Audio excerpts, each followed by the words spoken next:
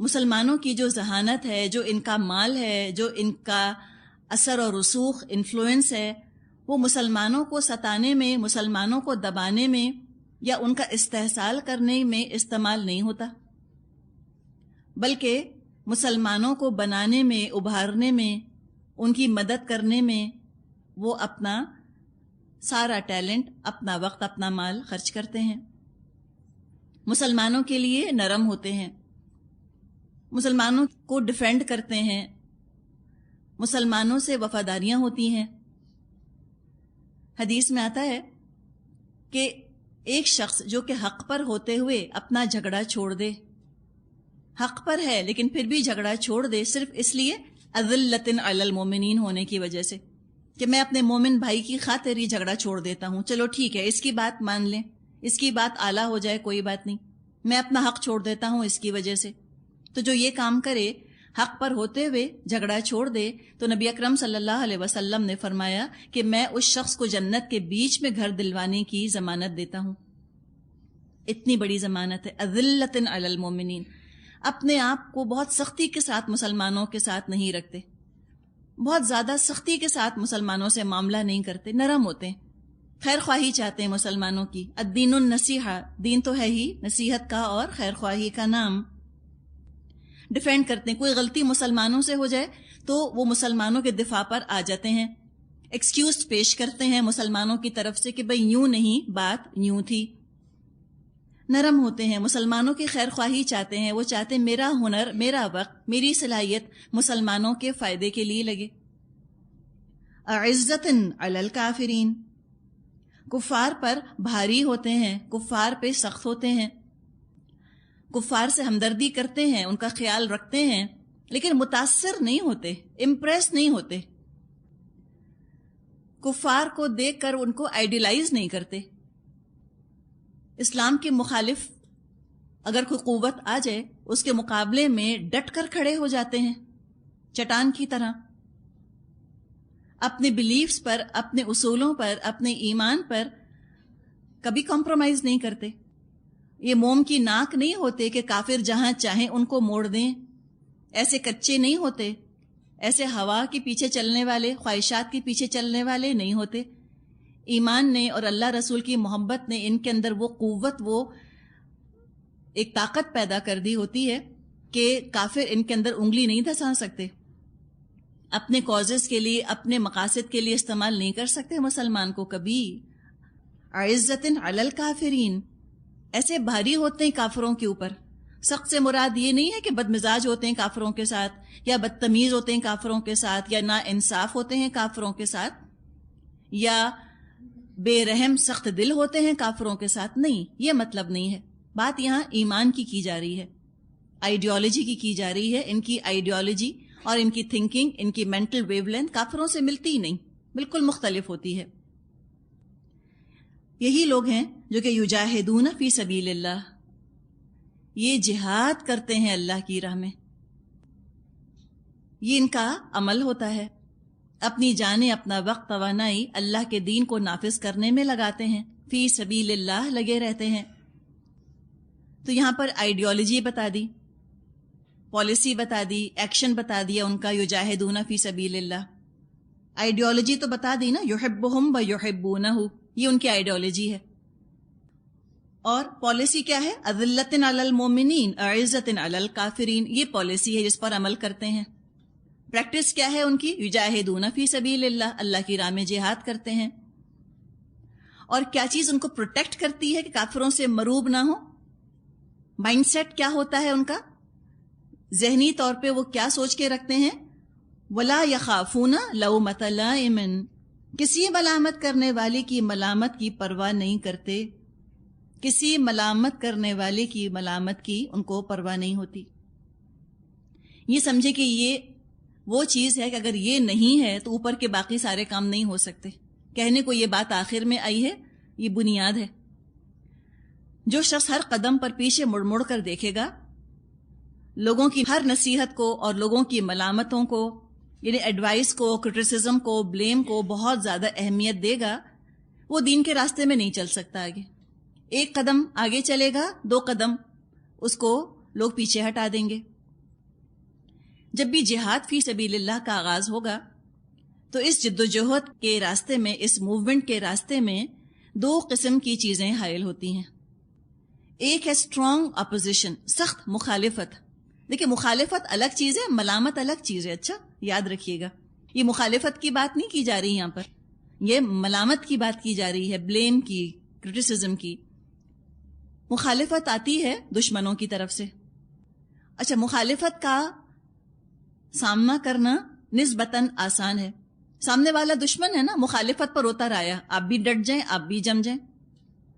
وہ ہے ہی دشمن، پہلے ہی اچھا نہیں لگتا، اس کو تکلیف پہنچتی ہے، مصیبت اس پر آتی ہے دشمن کے اوپر، کوئی افسوس نہیں ہوتا، وہ تو ہے ہی دشمن، پہلے ہی بہت برا لگتا ہے. اور مخالفت کھلم کھلا ہوتی ہے، سامنے سے ہوتی ہے. یہ نسبتاً آسان ہے جہاد کے راستے میں مخالفت اٹھا لینا، دشمن کی مخالفت نسبتاً آسان ہے. جو زیادہ مشکل چیز ہے جو جہاد فی سبیل اللہ میں پیش آتی ہے مجاہد کو، وہ ہے ملامت، بلیم. اب بلیم کہاں سے آتا ہے؟ اپنوں کی طرف سے، رشتہ داروں اور جاننے والوں کی طرف سے ملامت کیا جانا. کیا ہو گیا، تم نے تو ہمیں تنگ کر دیا، کیا تم نے اپنا حال کر لیا، تم نے تو خاندان میں اختلاف ڈال دیا، تم نے تو اجنبیت پیدا کر دی رشتہ داروں کے اندر. دیکھو اتنے قریب ترین تمہارے رشتہ دار ہیں، تمہارے ابا کی چچا کے بیٹے کے بھانجے ہیں، اور تم ان سے پردہ کرنے لگ گئی ہو. اب تو ساتھ مل کر بیٹھ ہی نہیں سکتے. قریب سے قریب رشتہ دار تمہارے پاس آتے ہوئے گھبراتے ہیں، تم نے یہ کیا کر لیا بیٹا. یہ انداز سمجھ آیا آپ کو؟ یہ انداز اندر سے ہلا دیتا ہے. اس لیے کہ مومن چاہتا ہے امن، وہ چاہتا ہے کہ میں ایسی بن جاؤں کہ سب مجھ سے خوش ہوں، میں سب کا حق ادا کروں. اور ہم یہ سمجھتے ہیں کہ جس کا ہم حق ادا کر رہے ہوں گے وہ ہم سے خوش بھی ہو جائے گا. یہ ہماری معصومیت ہے. ہم یہ سمجھتے ہیں کہ حق ادا کر دیا یہ خوش ہو جائے گا. نہیں، آپ سب کا حق ادا کر دیں وہ نہیں خوش ہوتے. کیوں؟ وہ اللہ کا بھی حق چاہ رہے ہوتے ہیں. جب تک آپ اللہ کے حصے کا حق ان کو نہ دے دیں وہ آپ کو ملامت کیے جاتے ہیں.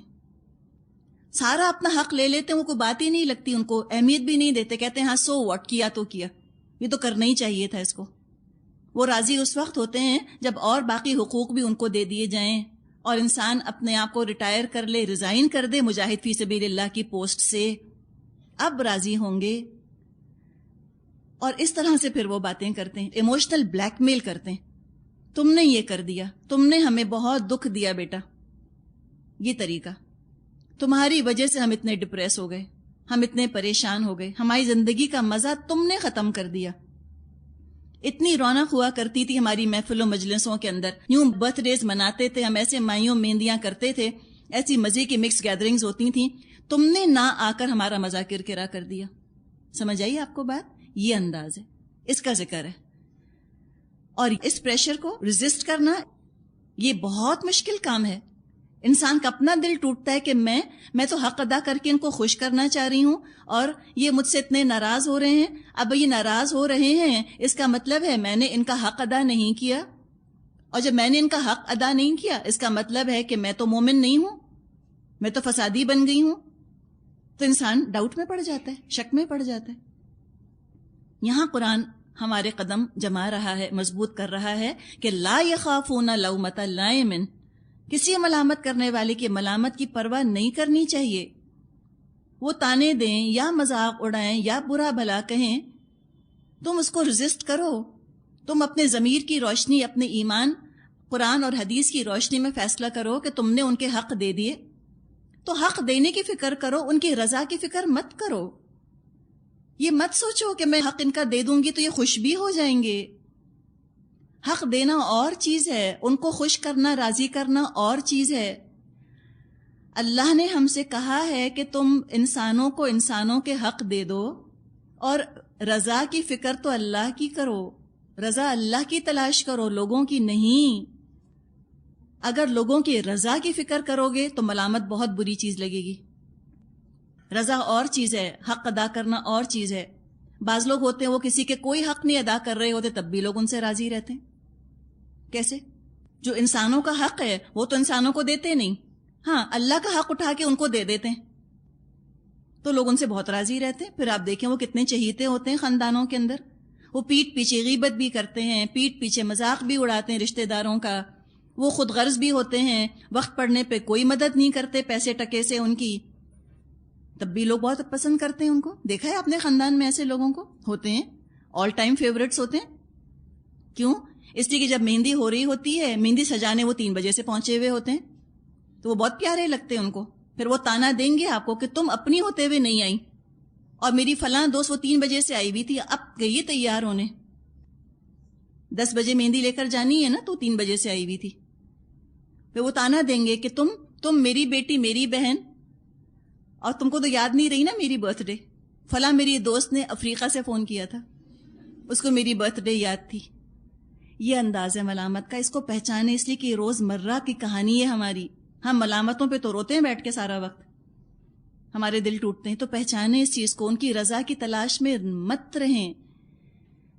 کس سے راضی ہیں یہ تو دیکھیں. ضروری تو نہیں ہے کہ جس سے لوگ راضی ہیں اس سے اللہ بھی راضی ہے، اور کوئی ضروری تو نہیں ہے کہ لوگ جس سے راضی ہیں وہ ان کو ان کا حق دے بھی رہا ہے. مجاہد تو نہ غیبت کرتا ہے، نہ مذاق اڑاتا ہے رشتہ داروں کا. وہ وقت پڑنے پر چپکے سے وہ ان کی مدد کرتا ہے، پیسے سے بھی اور مشورے سے بھی. وہ ہر طرح سے ان کی خیر خواہی چاہتا ہے، وہ ان کا خیال رکھتا ہے. اور اب لوگ راضی نہیں ہوتے، یہ لوگوں کا اپنا پرابلم ہے، چھوڑ دیں ان کو ان کے حال پہ. آپ کا اپنا ضمیر مطمئن ہونا چاہیے کہ I have done my part. اور مومن کی تو شان ہی یہ ہوتی ہے، وہ تو چپکے سے کام کرتا ہے نا، کو دکھاوا تو کرنا نہیں، وہ اعلان تو کرتا نہیں کہ ایک کام اس نے کیا وہ ساری دنیا میں اعلان کرے کہ میں نے یہ کیا، میں نے یہ کیا، میں نے یہ کیا ان کے لیے. وہ نہیں چاہتا اپنی نیکی ضائع کرنا.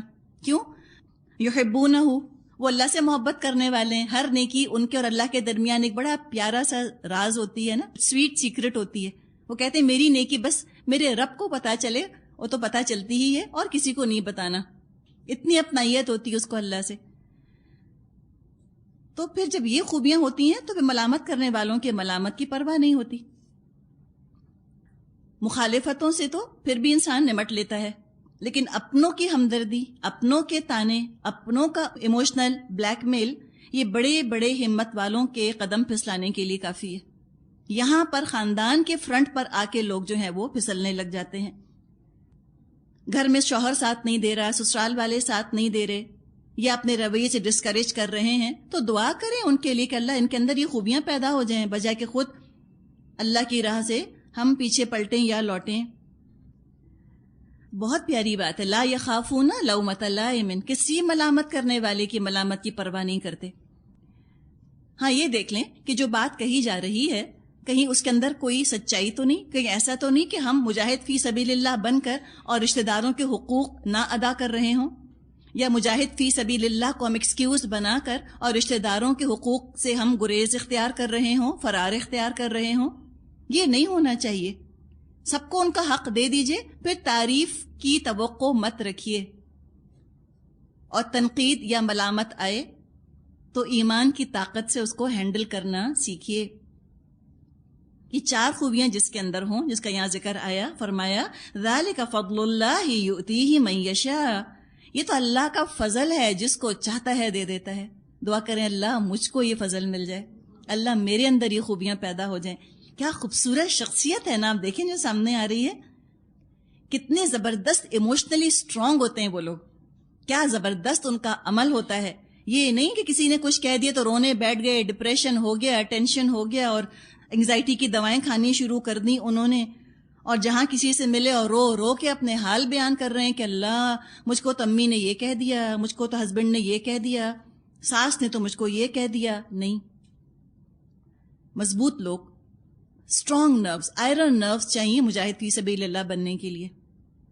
نروز آف سٹیل چاہیے ہوتی ہیں انسان کو. تو اللہ سے مضبوطی مانگیں، ذہنی مضبوطی، کہ اللہ تعالیٰ میرا دماغ، میرا دل مضبوط کر دے. اور یہ جذبات کی مضبوطی آتی ہی ہے جب الحق کی محبت انسان کے اندر ہو، القوی کی محبت انسان کے اندر ہو. پھر آپ دیکھیں حق کتنا انسان کو ذہنی طور پہ مضبوط کر دیتا ہے. ایک خاتون نے کہا کہ میں اپنے بچوں کو دین کی بات بتاتی ہوں، بچے اتنا خفا ہوتے ہیں، ناراض ہوتے ہیں، میں بے ہوش ہو جاتی ہوں.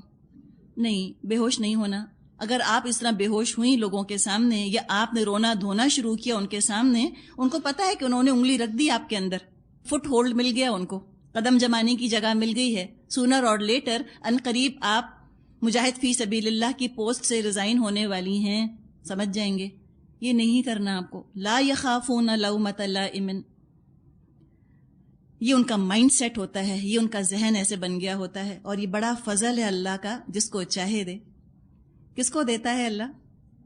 جو مانگتا ہے. جو مانگتا ہے نا، جس کے دل میں تڑپ پیدا ہوتی کہ اللہ مجھے ایسا بنا دے، اللہ دے دیتا ہے. واللہ واسع علیم، اللہ بہت وسعت والا، علم والا ہے. یہ مت سوچیں کہ اتنے لوگ بن گئے اب مجھے کیا دے گا اللہ. کیوں؟ واسع ہے، خزانہ ختم تو نہیں ہو جاتا اس کا خزانہ لامحدود ہے. علیم، جاننے والا ہے، وہ جانتا ہے کون کتنا تڑپ کے مانگ رہا ہے اس چیز کو، کون واقعی مانگ رہا ہے، کون ایسی بائی دا وے کہہ رہا ہے کہ اللہ ہاں ٹھیک ہے یہ کوالٹیز ہیں بہت اچھی ہیں، لیکن اگر لوگوں نے مخالفت کی تو پھر میں تو بیک ٹریک کر جاؤں گی، میں پیچھے چلی جاؤں گی، میں تو الٹے قدموں مڑ جاؤں گی واپس جہالت کی طرف. ہمیں اسلام اس وقت تک اچھا لگتا ہے جب تک ملامت نہ آئے، اور جب ملامت سامنے آتی ہے ہم فیس نہیں کر سکتے اس کو، ہم اندرونی طور پہ مرتد ہونے لگتے ہیں، باطنی طور پہ. ان الذین آمنوا ثم کفروا ثم آمنوا ثم کفروا ثم ازدادوا کفرا، وہ کیفیت بن جاتی ہے. اب تاریخی طور پہ اگر ہم دیکھیں کہ یہ ساری صفات صحابہ میں تھیں، اور صحابہ کے بعد عربوں کے اندر مدت تک یہ صفات موجود رہیں جن کا یہاں ذکر تھا. جب تک عربوں میں یہ صفات رہیں، اسلامی حکومت ان کے پاس رہی. جب اللہ کے بجائے اور چیزوں کی طرف متوجہ ہونے لگے، ان کے اندر یہ خوبیاں نہ رہیں، پیپل پلیزر بن گئے، لوگوں سے ڈرنے والے جب بن گئے، اللہ نے ان کو ہٹا دیا، اللہ تاتاریوں کو لے آیا، منگولز کو. انہوں نے خلافت عثمانیہ کی، آٹومن امپائر کی بنیاد رکھی. پھر جب مجموعی طور پہ سب مسلمان اللہ سے غافل ہو گئے اور دنیا کی محبت میں پڑ گئے، اللہ نے ان کو بھی حقیر فقیر کر دیا. جن کی نظروں میں عزت ڈھونڈنے کے لیے اللہ کی راہ چھوڑی تھی، جن کی ملامت سے ڈرے تھے، جن کو راضی کرنے کے لیے اللہ کو ناراض کیا تھا، وہ آج تک ناراضی ہوئے. جن کی نظروں میں عزت پانے کے لیے اللہ کی نظر میں اپنے آپ کو رسوا کیا، آج تک انہوں نے عزت نہ کی اور قیامت تک بھی نہیں کریں گے.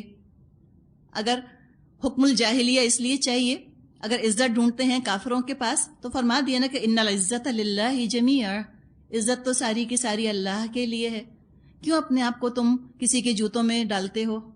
کیوں تم لوگوں کے قدموں میں لیٹتے ہو؟ نہیں راضی ہوں گے کافر تم سے، تم کچھ کر لو، کچھ بھی کر لو. تو پھر کیوں اپنے رب کو راضی کرنے کی کوشش نہیں کرتے؟ مسلمانوں کے ساتھ اپنی وفاداریاں اٹیچ کر لو. وہ شعر ہے نا کہ ہو حلقہ یاراں تو بریشم کی طرح نرم، ہو رزم حق و باطل تو فولاد ہے مومن. یہ ہونا چاہیے آپس میں نرم. یہ شخصیت ہے مومن کی، جہاں نرمی چاہیے وہاں نرم، جہاں سختی چاہیے وہاں سختی. ہر چیز اپنی مقام، اپنی جگہ پر مطلوب ہے. فرمایا آیت 55-56 انما ولیکم اللہ ورسولہ، تمہارا رفیق تو بے شک اللہ اور اللہ کا رسول ہے. اور کیا چاہیے بتاؤ؟ تم بائیکاٹ سے ڈرتے ہو، سوشل آؤٹ کاسٹ ہونے کا خوف ہے، تو اللہ کا رسول بھی تو ہے جو تمہارا دوست ہے. اب ایک رسی ہے، ایک کھونٹا ہے، اس سے انسان بندھا ہوا ہے، کوئی چیز آؤٹ آف ریچ ہے. رسی جو ہے، رسی کی پہنچ ایک خاص مقام تک ہے. اسی طرح مومن اللہ رسول کی محبت کے کھونٹے سے بندھا ہوا ہے. اللہ رسول کی محبت قائم رکھتے رکھتے جو کام وہ کر سکتا ہے، جس کو راضی رکھ سکتا ہے، وہ کرے گا ضرور. اب کوئی چیز آؤٹ آف ریچ ہو گئی، جب تک اللہ رسول کی محبت کی رسی کو کاٹا نہ جائے وہ چیزیں حاصل نہیں کر سکتا. اب چوائس ہے، اللہ رسول سے اپنے آپ کو ڈسکنیکٹ کر کے ان کی محبت سے ہاتھ دھو کر تم لپکو لوگوں کی محبت کی طرف. اب تمہاری مرضی. اور اگر یہ ہے کہ اللہ اور اللہ کے رسول کی محبت قائم رکھتے ہوئے کچھ لوگوں کی محبت آؤٹ آف ریچ ہے، تو رہنے دیں اس کو آؤٹ آف ریچ، کوئی بات نہیں. اللہ تو ولی ہے، اللہ تو دوست ہے، اللہ تو مددگار ہے. انما ولیکم اللہ ورسولہ والذین آمنوا، تمہارے رفیق تو حقیقت میں صرف اللہ اور اللہ کا رسول اور اہل ایمان ہیں. کون اہل ایمان؟ تو اپنی صحبت بھی دیکھو، اپنا حلقہ دیکھو، کس سے تمہاری دوستی ہے، کس کے ساتھ رات دن کا اٹھنا بیٹھنا ہے، کس سے تم اپنے مسائل ڈسکس کرتے ہو، اپنی پریشانیاں کس کے سامنے رکھتے ہو، وہ تم جیسے ہی ہونے چاہیے. دیکھیں انسان کی فطرت ہے نا، جب غم پڑتا ہے، مخالفت آتی ہے، وہ کسی نہ کسی سے ڈسکس کرنا چاہتا ہے کہ اب میں کیا کروں. تو تم دیکھ لو کہ تم اپنی مشکلات، مصیبتوں کا تذکرہ کس کے سامنے کرتے ہو. کرو، کن کے سامنے کرو؟ والذین آمنو کے سامنے. ایسے لوگ جو کہ تم کو دین پر قائم رہنے میں مدد دیں، جو تم کو پیٹ پھیر کر بھاگنے کے مشورے نہ دیں. ایسے لوگوں سے اپنے مسائل مت ڈسکس کرو جو تمہیں کمپرومائز سکھائیں. ایسے لوگوں سے کرو جو تمہیں ثابت قدم رکھنے میں مددگار ثابت ہوں. والذین آمنو، ایمان والوں سے دوستی رکھو، وہ تمہارے ولی ہیں. الذین یقیمون الصلاۃ ویؤتون الزکاۃ وہم راکعون، جو نماز قائم کرتے ہیں، زکوٰۃ دیتے ہیں اور اللہ کے آگے جھکنے والے ہیں، عاجزی ہے ان کے اندر. فرمایا آیت 56 بڑی اس میں وارننگ ہے، دھمکی ہے کہ جو اللہ سے مڑ جاتا ہے تو پھر ٹھیک ہے، اللہ کو بھی پرواہ اس کی نہیں ہوگی، اللہ کسی اور قوم کو لے آئے گا. دھمکی دے دی گئی ہے. اب یہاں پر بہت بڑی خوشخبری ہے. آیت 56 فرمایا وَمَن يَتَوَلَّ اللَّهَ وَرَسُولَهُ وَالَّذِينَ آمَنُوا، اور جو لوگ اللہ اور اس کے رسول اور اہل ایمان کو اپنا رفیق بنا لیں، فرمایا فَإِنَّ حِزْبَ اللَّهِ هُمُ الْغَالِبُونَ، اسے معلوم ہو کہ اللہ کی جماعت وہی غالب آنے والی ہے. یہ ہے اللہ کی جماعت، حزب اللہ. اللہ سے دوستی کرو، اللہ کے رسول سے دوستی کرو، سنتوں کو اپناؤ، سنتوں کو کلچر، لائف سٹائل بناؤ. والذین آمنوا، تمہارے پیارے دوست ایمان والے ہوں تو یہی تو حزب اللہ ہے. حزب اللہ بن گئی. فرمایا یہی غالب آنے والے ہیں.